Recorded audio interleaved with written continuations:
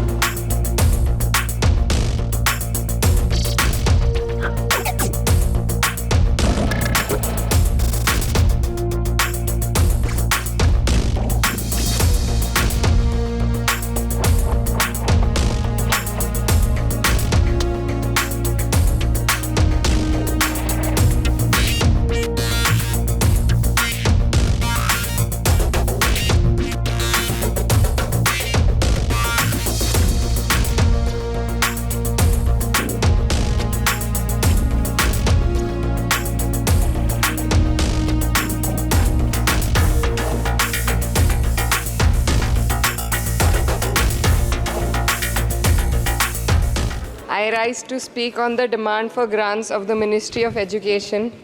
And while the Union Ministry of Education recently celebrated the 4th anniversary of NEP 2020 with the week-long Shiksha Saptah, this grandstanding does nothing to address the stark reality.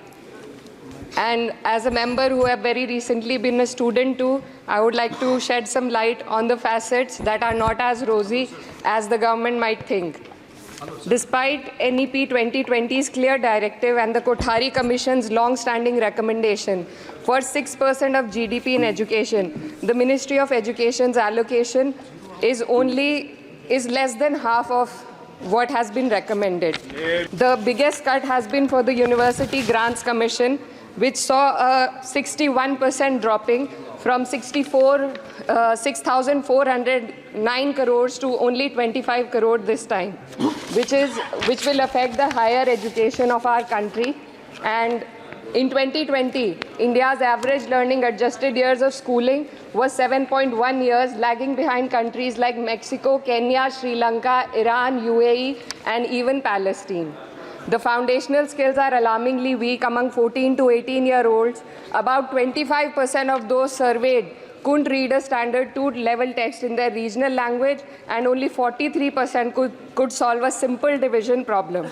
Shockingly, nearly 43% of undergraduate students also struggled with basic division. This report is a testament to the fact that in reality our education system has failed to educate a large section of the population, especially students from underprivileged backgrounds dependent on state-run education. Speaker ma'am, higher education, especially for women, is crucial to gaining empowerment and employment. And the AISHE report shows that only 10.4 colleges in the country were exclusively female. The constituency that I represent and other such areas in the country where patriarchal beliefs have prevented women from accessing co-ed colleges. Therefore, we need women specialized institution so that women can get educated and get further in the society. I would also like to bring to your attention the discrimination against minorities in this budget allocation, especially in the case of closure of the Maulana Azad Foundation. Despite the Prime Minister's vision of minorities progressing with Quran in one hand and computer in the other, this undermines efforts to boost educational opportunities. But ma'am, only 18.4% schools have functional computer labs, and there's a significant gender gap in STEM enrollment, with only 28% of females compared to 36% males. While the government now promotes Digital India, it would do well to take a leaf from the Samajwadi Party's government under Akhilesh Yadav ji, which began distributing free laptops to class 12 students in 2012, effectively combating computer illiteracy and bridging digital divide in rural Uttar Pradesh. The intertwining of political agendas with Indian higher education has worsened under the current government. Key historical and scientific facts are being erased from textbooks to advance a certain kind of narrative. Mughal history is continuously distorted and erased, but notably, Darwin's theory was removed from the class 9 and 10 syllabuses by the 21-22 academic year. The topic of evolution was completely excised from school textbooks. This distortion of educational content undermines academic integrity and damages India's educational ethos. Ma'am, when we are competing for in the world with first-class countries, we also need to look into why our students need coaching in spite of having schools and higher education and those funded by the government. The incident of 3 students dying in UPSC coaching has once again exposed the harsh reality, just a minute, man, and plight of a significant segment of our population. These young individuals, hopeful of securing government jobs, endure poor living conditions in places like Kota and Rajendra Nagar.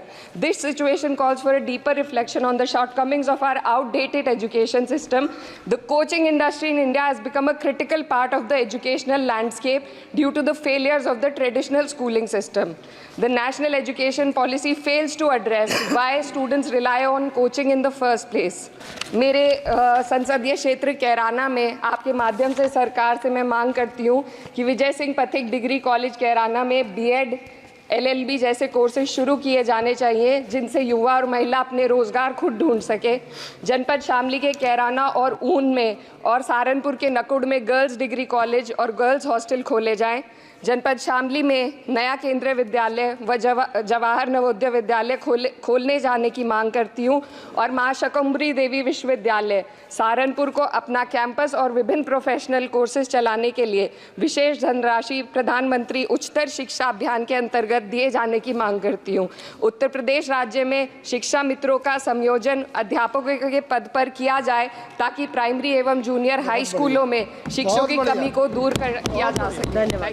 नई सदस्य आई है इकरा हुसैन, उसकी social media में खूब चीज़ इन दिनों में मैंने उसको देखा है। आज उसकी भाषण भी मैंने, आदरणीय सदस्य की भाषण मैंने सुना। मैं आपकी अनुमति लेके एक लघु मंतव्य दूंगा। आप बहुत अच्छी बोली।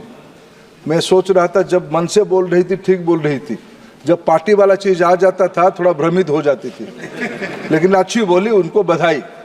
मैं बताना चाहता हूँ, अभी कहा गया कि मुस्लिम को क्यों आप ऐसे देखते हो।